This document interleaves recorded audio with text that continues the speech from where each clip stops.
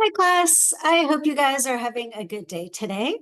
I am here with you to talk about Arthur Miller and his Pulitzer and Tony Award winning play, Death of a Salesman from 1949.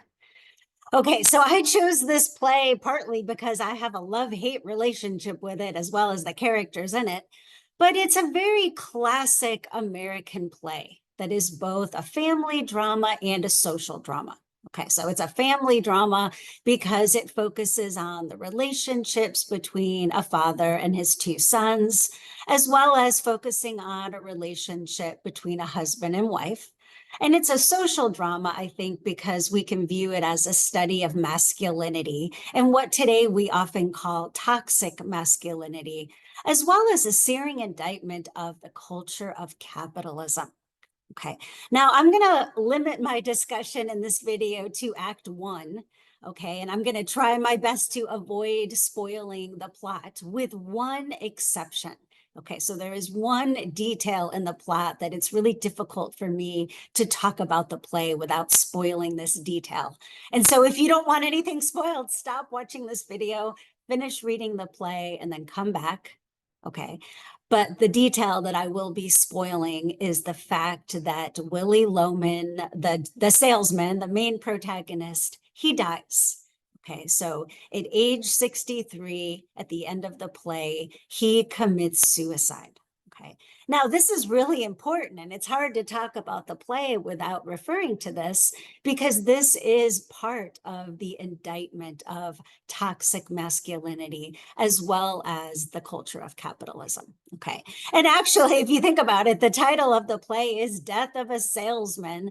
I think you sort of go into the play thinking, oh, right, Willie Loman's the salesman. It must be about his death, right? We kind of assume that, that he's going to die. We are correct. But, hopefully, if you've already read through the play, you notice that that phrase, death of a salesman, actually refers to something else, right? It doesn't refer to Willie. It refers to his idealized notion of how a salesman's life should end. So there's an important moment in the play when Willie is actually talking to his current boss, Howard, and he's explaining why he chose to become a salesman, right? And he gives this example of this 84-year-old man named Dave Singleman, this very successful salesperson. And I'm just going to read the description really quick. So he says, right, this man, Dave Singleman, he was 84 years old and he'd drummed merchandise in 31 states. And he'd go up to his room, put on his green velvet slippers, pick up his phone, call the buyers, and without ever leaving his home, at the age of 84, he made his living. Right. And when I saw that, I realized that selling was the greatest career a man could want. Right. Because what could be more satisfying than to be able to go at the age of 84 into 20 or 30 different cities and pick up a phone and be remembered and loved, right, and helped by so many different people. And then he goes on to say, and did you know that when he died the death of a salesman in his green velvet slippers and the smoker of the New York, New Haven, and Hartford going into Boston. Okay, and I'll stop reading this now, but so this is Willie's ideal, right? This is why he became a salesman. And I don't know about you, but I'm sitting here thinking, what the heck? This 84-year-old man who's still working, right? He's still traveling all over the US selling stuff. What? I hope when I'm 84, I'm not sitting in front of a computer working. I hope I'm on a beach somewhere drinking a Mai Tai, enjoying my life, right? So this is his ideal, right? This person at 84 still working. Okay. So that's what the title refers to, the death of a salesman, right? Okay. So the plot of the play, very interesting. It really is the last 24 hours of Willie Loman's life, right? So his last day on planet Earth. But it's a little bit more than that because as we come to see, Arthur Miller incorporates flashbacks right? So instead of telling us about the past, Arthur Miller shows us the past with these flashbacks. And I feel like this really intensifies the emotional effect. Okay, so that's very unique. I also think that this play is very important, right? A critic actually called this play, Death of a Salesman, the most subversive play ever written in and about America. Okay, and you might be like, why is this so subversive? It's about a family, right? But if you really think about it, it's very subversive. Okay, why?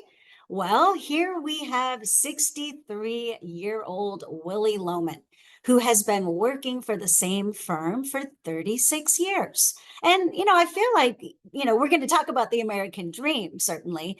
And we could argue that Willie Loman has achieved the American dream. Why? Well, he has a wife who loves him, right? I mean, she really loves her husband. And he also has two sons, right? Two healthy, intelligent sons. And most importantly, maybe, well, no, not most importantly, but very important, he has almost finished paying off his 30-year mortgage, right? He has one more payment and then the house will be his, right? How many people can say they've weathered a 30-year mortgage? Okay, so in a way, right, he has achieved the American dream.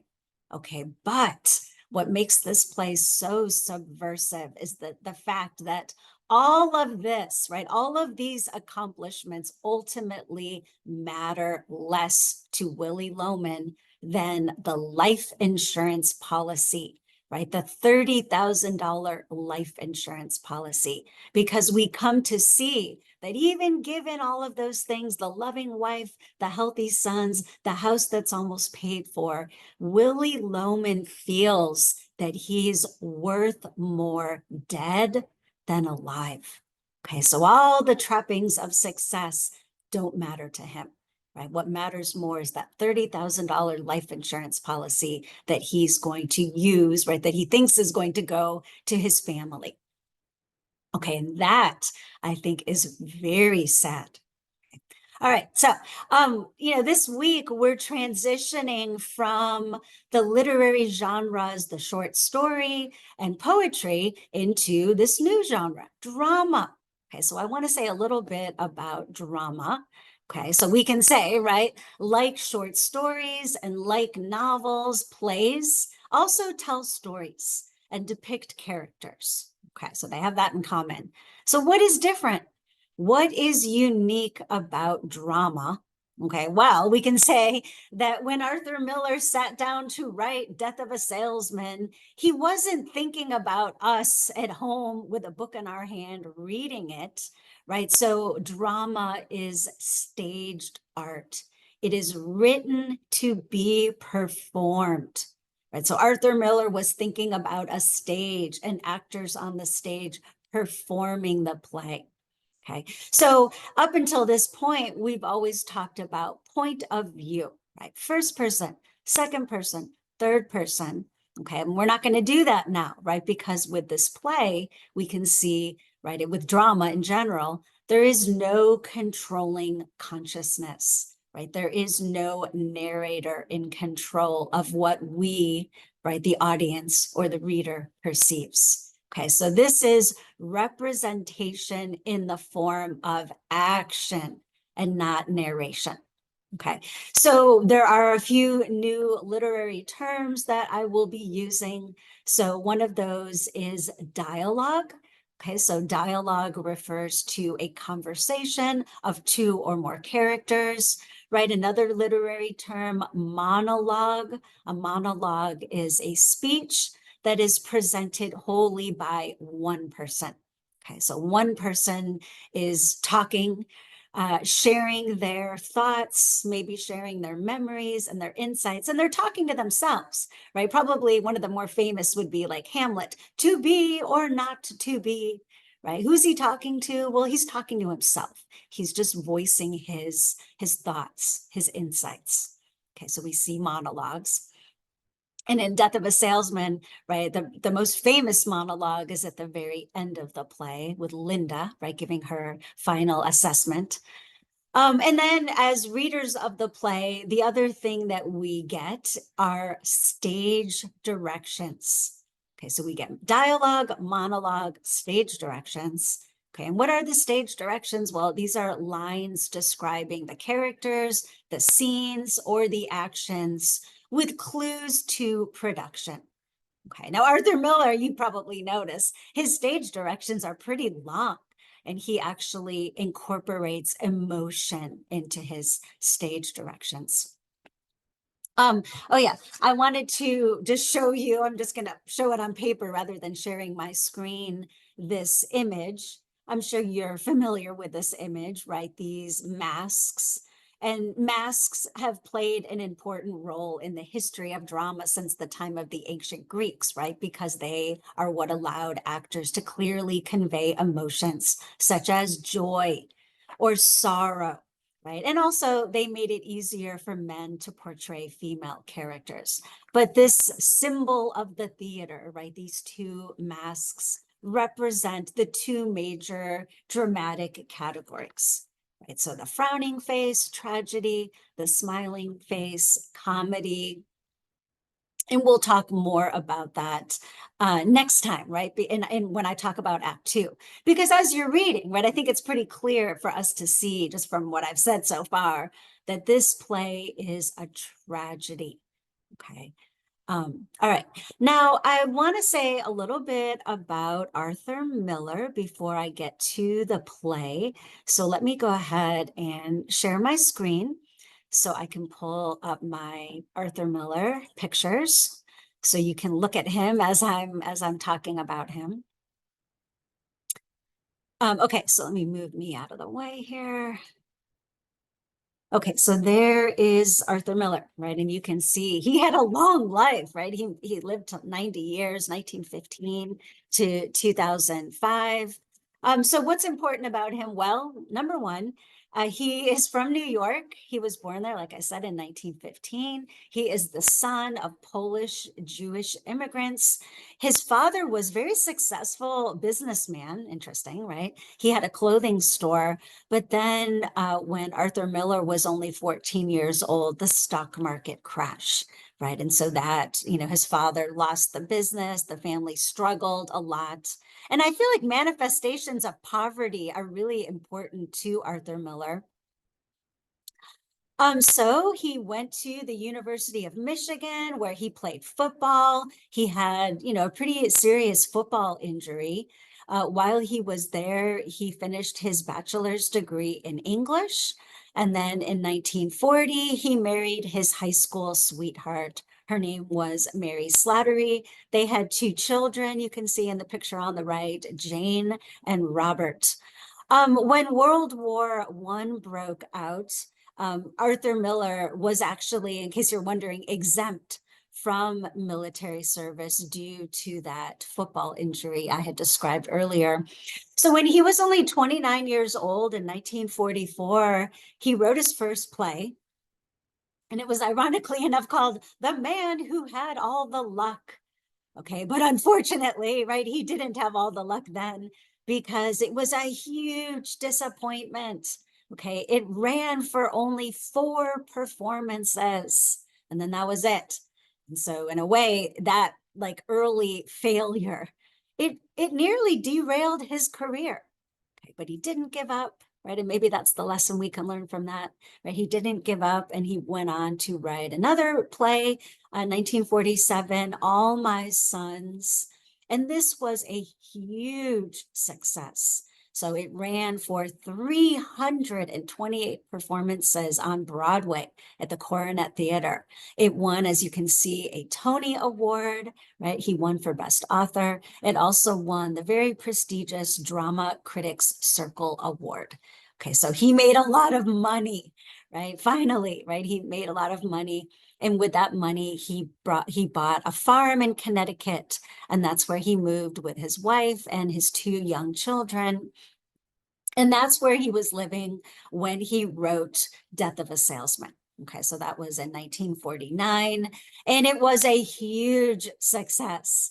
Okay, so it debuted on Broadway at the Morosco Theater, and it ran for 742 performances. So it was a commercial as well as a critical success. You can see it won the Tony Award, New York Drama Circle Critics Award, as well as the Pulitzer Prize for Drama.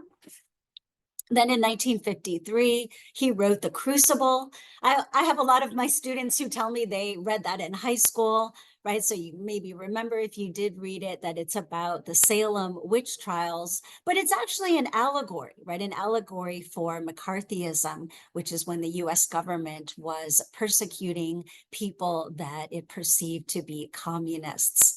Okay, so Arthur Miller, the picture on the bottom right, he was called, right? He was subpoenaed actually in 1954 by the House Committee on Un-American Activities. So he had to testify. He refused to give the names of writers that he had seen at communist writers' meetings in 1947, and he was cited by Congress and had to pay a fine. Then I should also point out, right, that in sorry, let me look at my notes here. 1956, thank you. 1956, he divorced his first wife, right? The quote I have, right, he said, this is a quote, "It wasn't enough for me suddenly." Okay, so he divorced his first wife and married Marilyn Monroe. And sometimes my students are very surprised to learn that Arthur Miller, he was married to Marilyn Monroe. Yes, he was. Okay. So they got married, like I said, in 1956, and they were married for 5 years. So there are some pictures of them, right? Oops, move me out of the way here, right? Some more pictures of them together, right? They were besieged by the press, these two, famous people married to each other. And then in 1961, Arthur Miller wrote his first film script, The Misfits.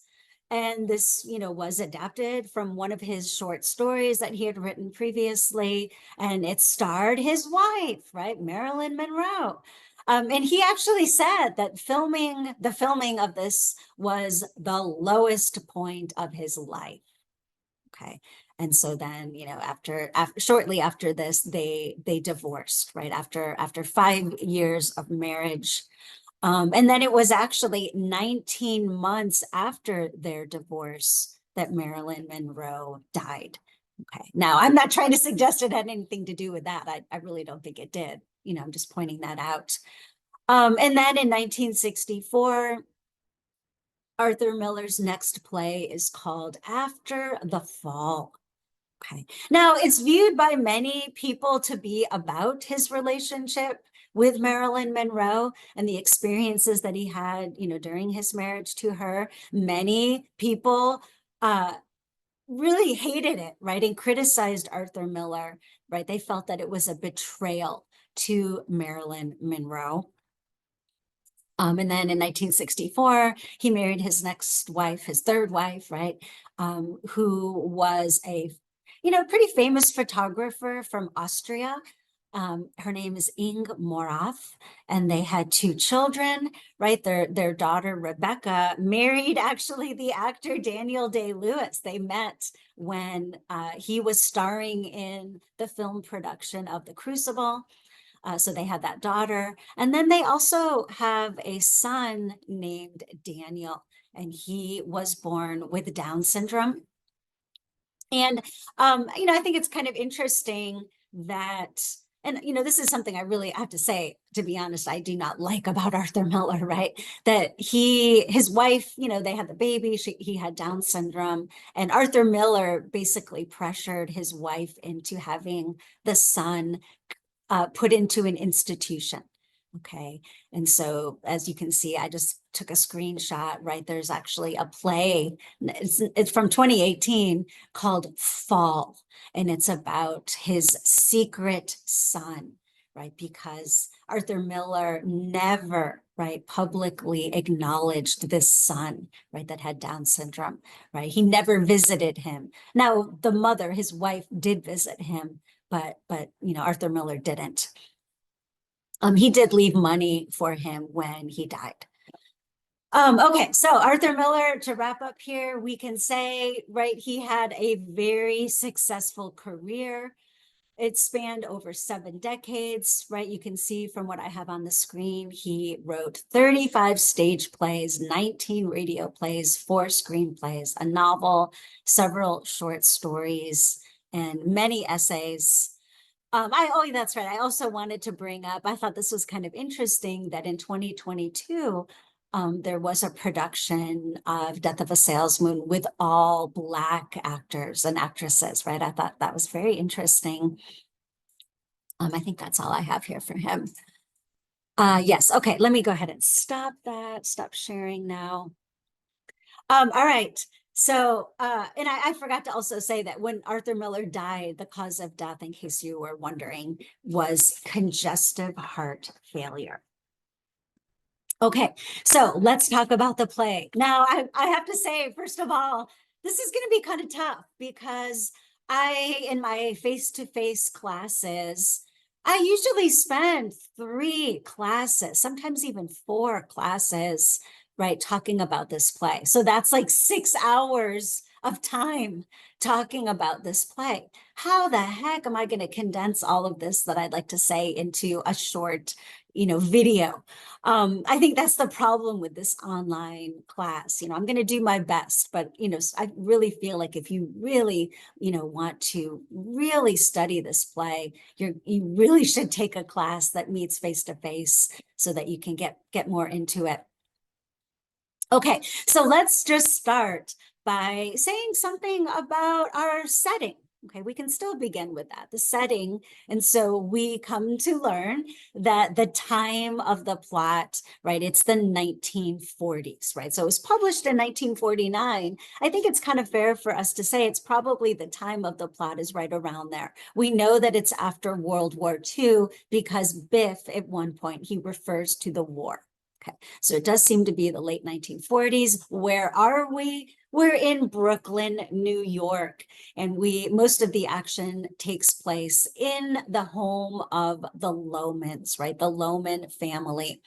And what can we say about their house? Well, it's a small house that is surrounded by apartment buildings. So there's this sense that times are changing, right? All these apartment buildings are being built around the house.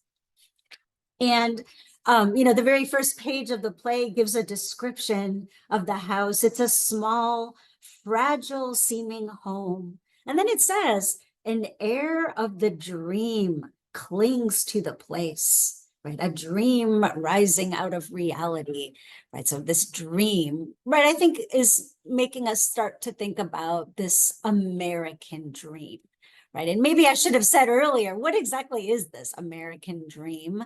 It's kind of complicated, but I feel like one way we could describe the American dream is this idea that America is a land of opportunities. And if you are in America and you work hard, right, you have drive, you have ambition, and you work hard, that you will get ahead, right? You will be successful. You will have the house, the family, right? All the trappings of success.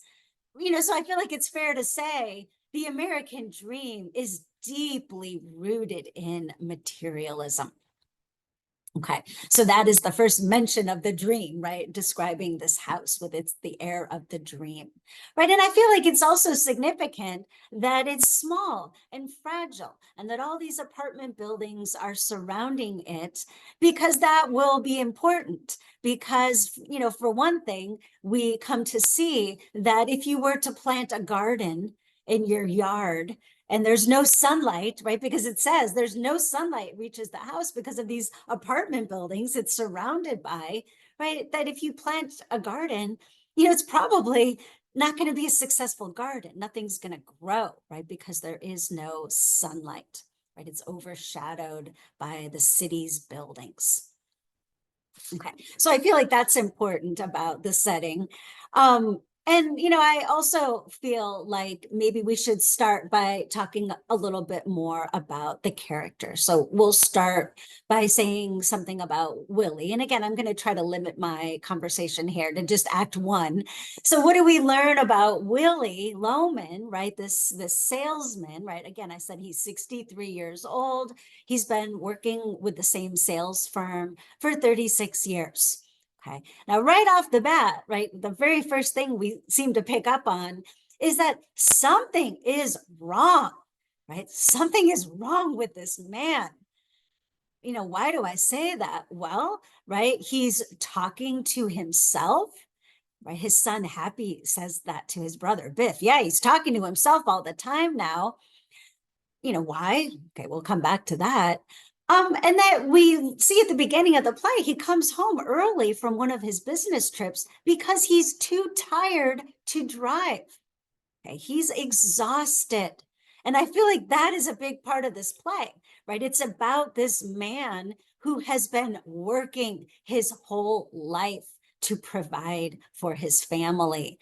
And he's worn down by the pressure that he feels as an American man to provide.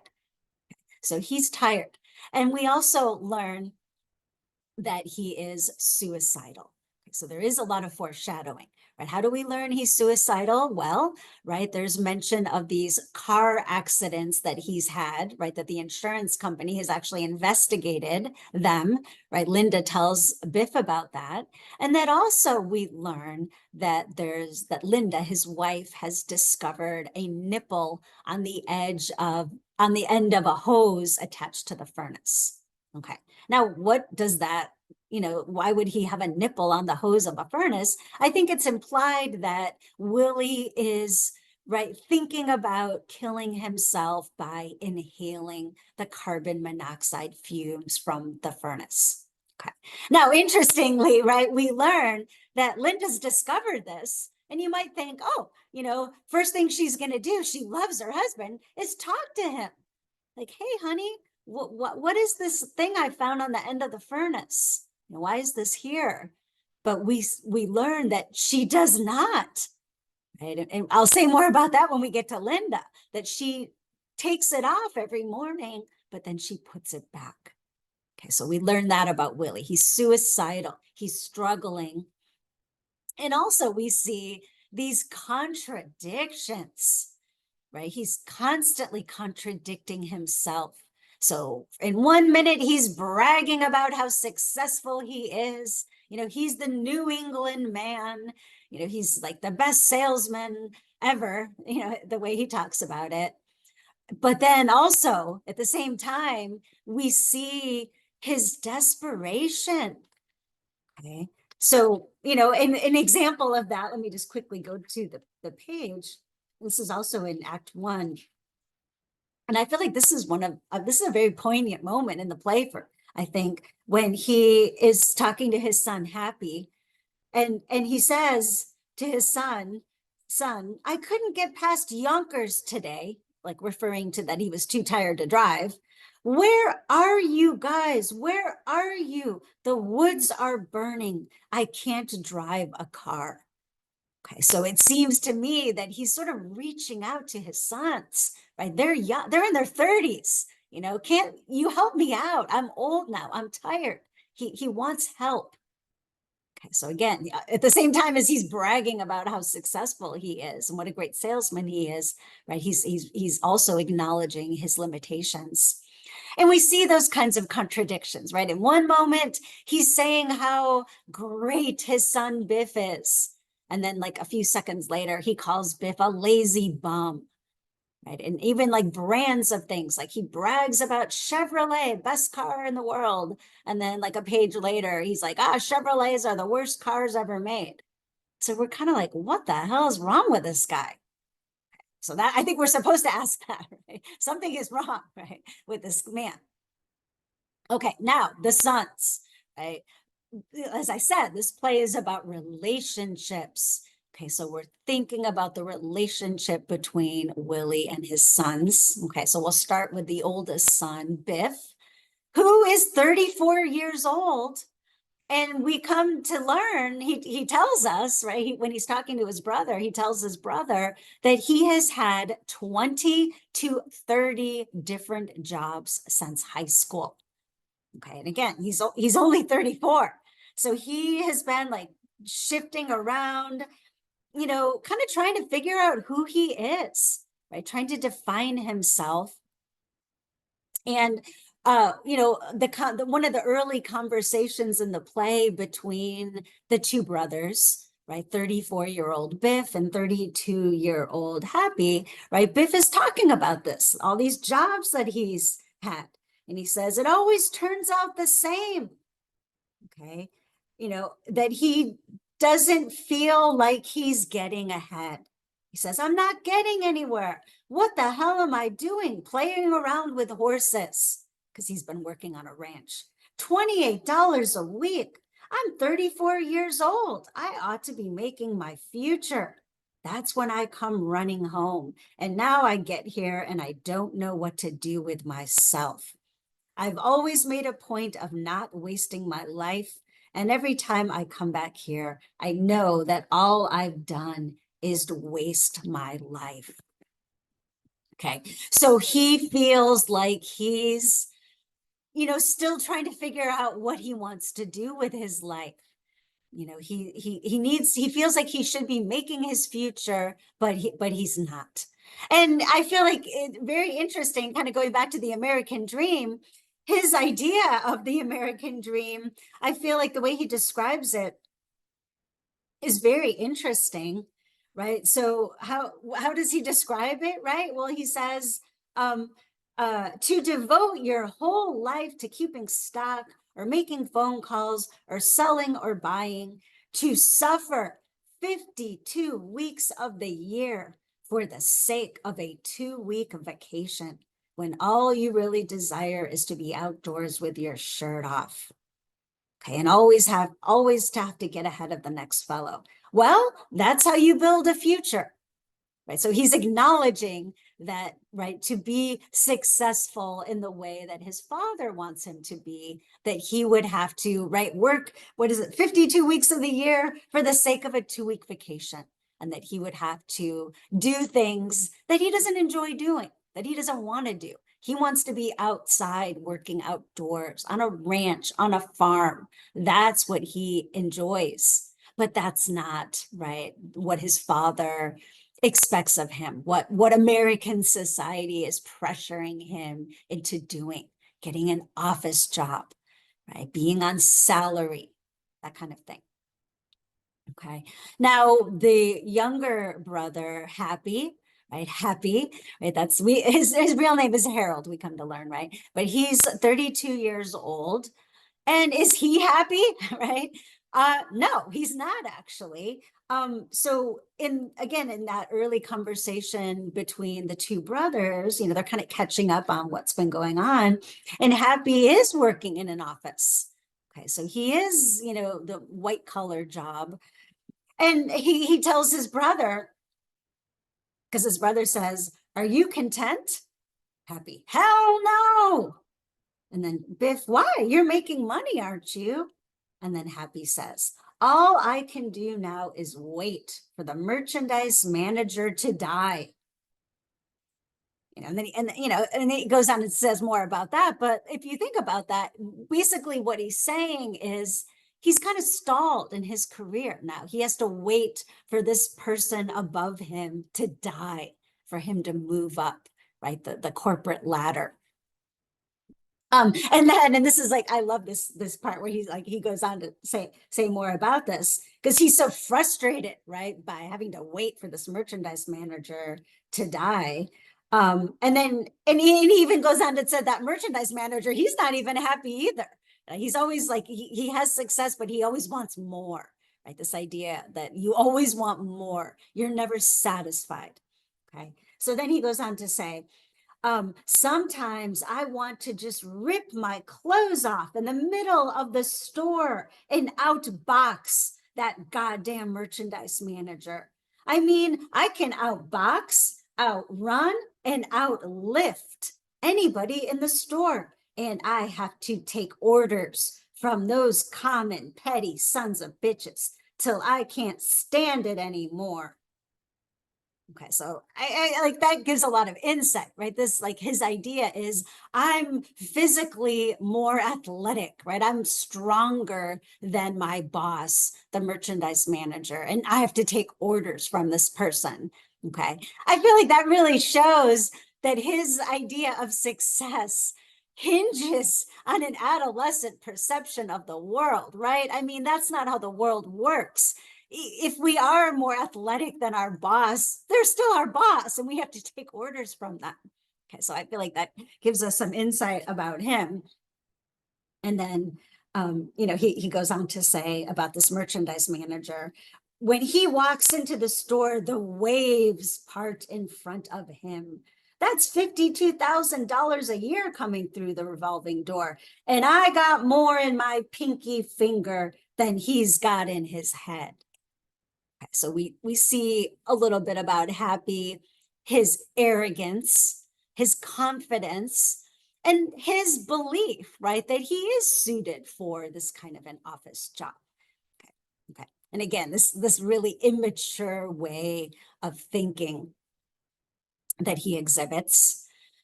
Okay, now let's get to Linda Lohman, the wife, right? Willie Lohman's wife. Who, as I said, her role in the play is the perfect wife in some ways. She loves and supports Willie. She's like the cheerleader, right?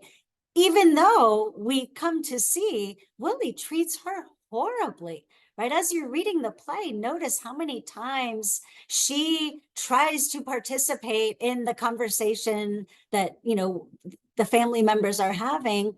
And Willie basically tells her to shut up. He's constantly like silencing her. Okay, so we see that.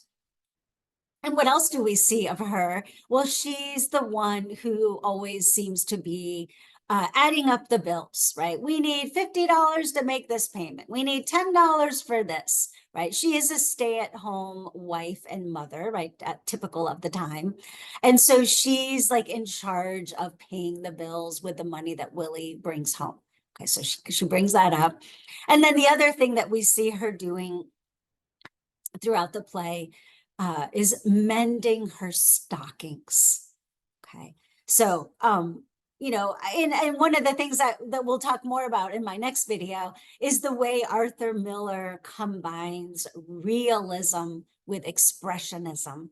Okay, so as I had mentioned, right, I'm sorry, Arthur Miller, he incorporates flashbacks. Okay, so while, Linda's mending her stockings, right? They're too poor for her to be able to buy new stockings. She has to mend the ones that she already has, right? There's a scene in the play where while she's mending her stockings, her husband is watching her, all of a sudden, right, it says there's a woman's laughter. Ha ha ha ha. Linda's mending her stockings and there's this woman's laughter. And you're like, what is this? Right. And then we come to see that the scene sort of transitions, right, where there's this other woman, right? This other woman who is having a conversation with Willie and is thanking Willie for the stockings. Okay, so we're kind of like, what's going on here? This is a little confusing, maybe the first time you're reading the play. Okay, so we see this juxtaposition of the scene with Linda mending the stockings. And interestingly, right, while she's mending the stockings, she's talking to Willie. And what is she doing? She's complimenting him, right? He's talking to her about how he feels like some people don't like him. And then she's like, Willie, you're the handsomest man in the world. She's praising him. She's building his ego as she does. And then this woman's laughing, this other woman with the brand new stockings. And so then, right, by juxtaposing these two scenes, we're starting to figure out what's going on. And what is going on? Well, Willie is having an affair. Okay, so he's having an affair with another woman, and this other woman is laughing, and that he is giving this other woman brand new stockings. Right. So while his wife is mending her old ones, this other woman's getting brand new stockings. Okay. And then the scene transitions back to Linda, mending. And Willie's mad, right? He's yelling at her. Why are you mending those stockings? Okay. Why is he yelling at her? I think, we start to see, right, this theme of betrayal, right? Because he has betrayed his wife, his long-suffering, loving wife, that he has betrayed her by having this affair with this other woman. And that it becomes very ironic that Linda is saying, oh, you're the best man in the world. You're the best husband. You're the best father, right? Because we come to see, no, he's not. Right. So it's like a contrast, a very ironic contrast, right? Willie is far from the man that she is describing, right? That she imagines him to be. And then I feel like in Act One, very important moment in the play when Linda reveals to her son, Biff, right, the oldest son, that Willie is suicidal, right, that he's trying to kill himself. Now, as we can imagine, for Biff, that is shocking, horrible information. He's, that his father's trying to kill himself. That's terrible. And that Linda says, if she tells him about this nipple that she's found on the furnace, that she's too ashamed to mention it. That's why she takes it off every morning, but then she puts it back because she's too ashamed to bring it up. Okay, now, like, we might be wondering, what do you mean you're too ashamed? Right? Because she says, how can I insult him like that? Okay. Because she knows her husband and she understands his ego, his sense of pride, and that would be devastating for him if he knew that his wife knew that he was thinking about ending his life, right? That would be an assault on his sense of dignity, his idea of himself.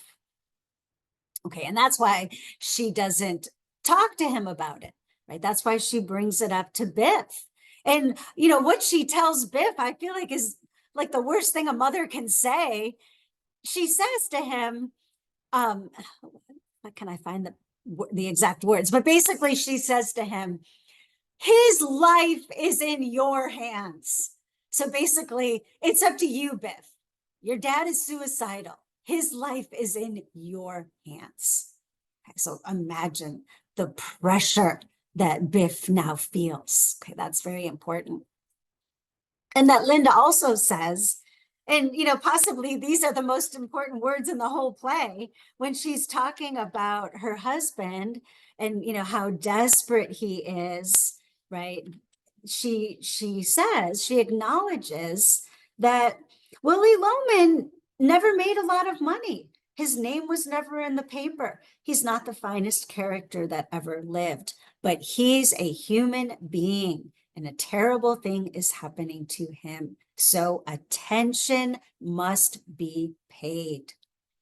Right? Attention must be finally paid to such a person. Right? This idea that this man, this working class American man who is flawed, not perfect, but we need to pay attention to this kind of a person. Right? She goes on to say, a small man can be just as exhausted as a great man. Right? He works for a company 36 years, opens up unheard of territory, and now in his old age, they take his salary away. Right? So he's only now earning commission. So again, this play is a critique of the culture of capitalism, right? This man is given 36 years of his life, and now that he's too old to be the traveling salesman, they take away his salary. What does that say?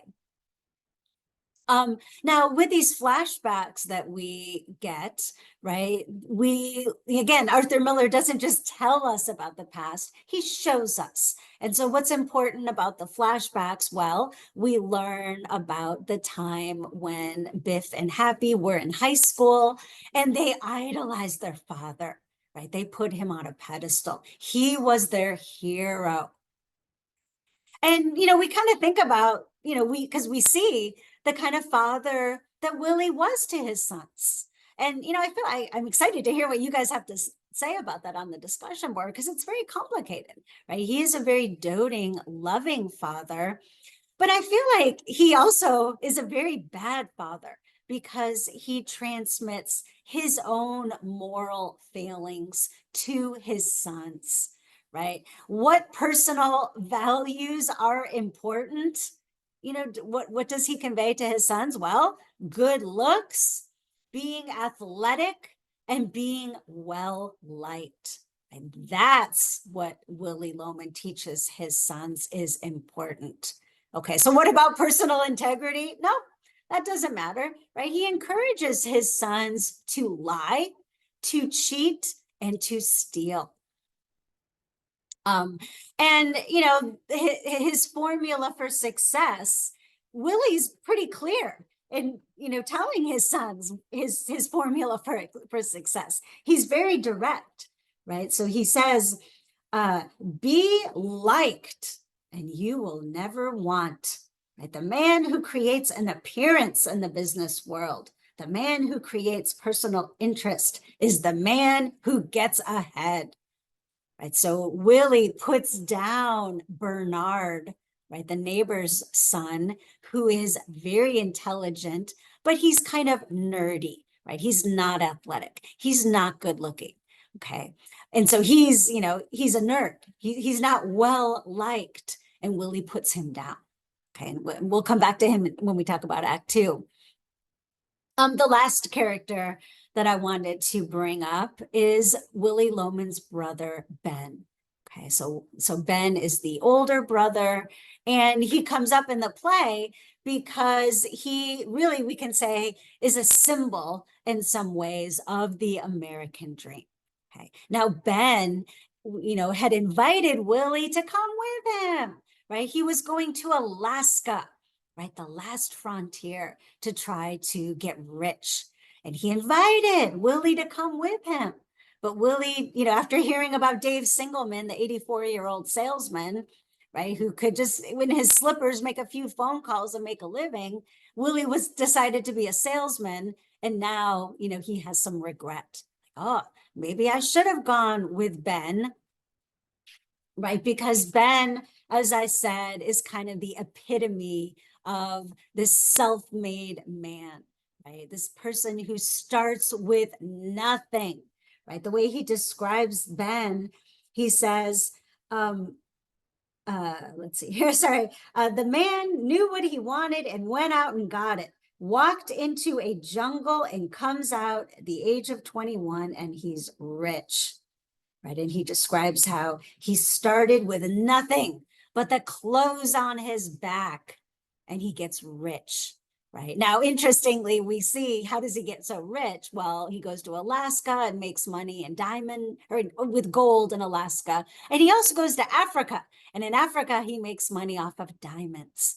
So we can say also again, symbolic of the American dream, he goes to the last frontier. He goes to, a third world country. And in both of these places, he exploits this place of its natural resources so that he can benefit, right? So that he can get rich. And so he comes up in the play in the flashbacks, because he's actually dead. He's not really there. Okay, so he's there only in Willie's imagination. Okay.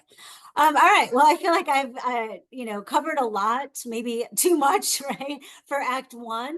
But I really hope that this will give you some insight as you're reading the play. Keep on reading, and I will make another video to talk about Act Two and the Requiem. Okay, so that's it for today. Enjoy the play and enjoy the rest of your day.